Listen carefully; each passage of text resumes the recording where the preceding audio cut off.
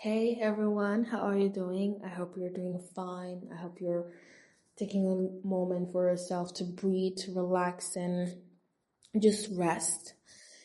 All right, and today I wanted to talk about something very deep, something that's very important to me. All right, but before that, I want to mention that I'm not a scholar, I'm not someone who has perfect knowledge about Islam. All right, and most of the topic we talked about in this series are from real conversation with classmates, with friends, and reflections that I've did, you know. So yeah.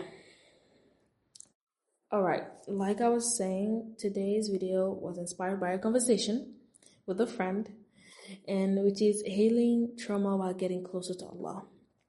All right. This topic is very important to me because sometimes people think spiritual and psychology are separated.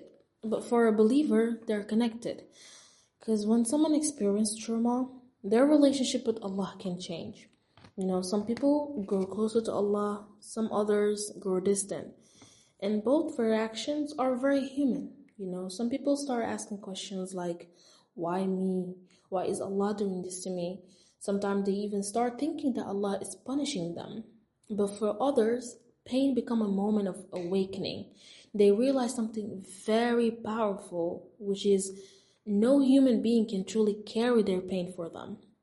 And that only Allah has the power to heal what life has broken in them. Alright? Now, one of the hardest spiritual struggle is feeling abandoned by Allah.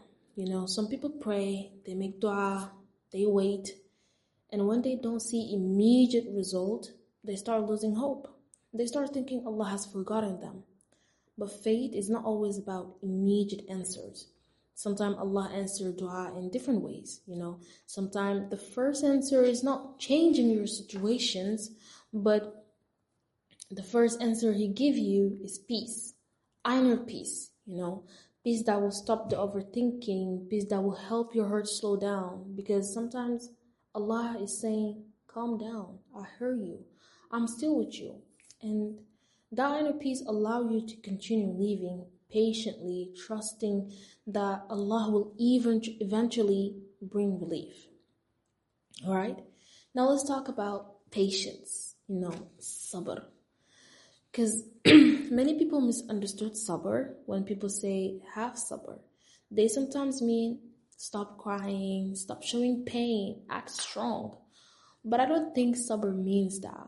I think sabr means feeling the pain, living through the sadness, allowing yourself to experience what you are going through, but at the same time trusting that Allah's mercy that will eventually come to you, right?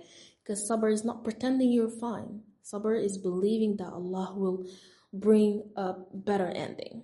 It is living the test while waiting Allah's comfort. Even the Prophet cried. Even the righteous people felt pain. So emotion does not mean weak faith. Emotion is just a part of being a human. And faith gives us the strength to carry those emotions without losing hope. Right? Now, let's talk about dua. Because dua is not only about asking for things. Dua is an emotional release. Talk to Allah about your worries. Talk to Him about your sadness, about your fear. Because Allah already knows everything inside you, but He loves when you come to Him anyway. Now, I realized something, that the difference between talking to Allah and talking to human is trust. Because with humans, you don't always know the outcome. You don't know if they will judge you. You don't know if they will help you. But with Allah, you are certain that He hears you. You are certain He will respond. Maybe not immediately, but definitely in the best way for you. Alright. You have to understand that you cannot heal something you do not understand. Alright? You cannot fix a problem you don't know where it comes from, because healing requires reflection. You have to ask yourself, what hurt me? Where did this pain start? Is it an old pain, like a childhood trauma, or is it recent pain? You cannot we're gonna take an example of a car. All right, you cannot just see a broken car and assume the problem is in the engine, right? Because like, if you remove the engine and then the problem is in the wheel, that's nonsense. Like you literally did nothing. You just worsened your case. All right. Now, sometimes people try to move forward without understanding their pain, but real healings require honesty with yourself. You have to reflect, you have to be aware and be patient, because healing is not rushing the process. Healing is understanding yourself first, you know? And if I could leave you one thought about healing, is that healing is not separated from faith. You know, getting closer to Allah can also be part of emotional healing. And not by pretending pain doesn't exist, but by bringing that pain to Allah. Because Allah does not only want perfect believers, He do not want perfect believers, right? Because we can't be perfect, right? So He wants sincere believers, people who try, people who return to Him, people who heal while still walking toward Him.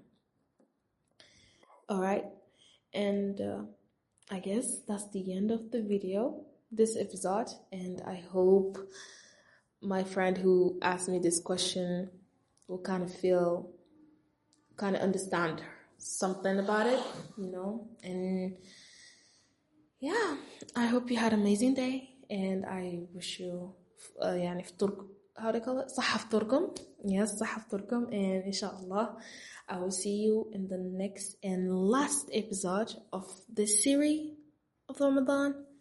And yeah, bye. Have a nice day. Have a nice iftar. Bye.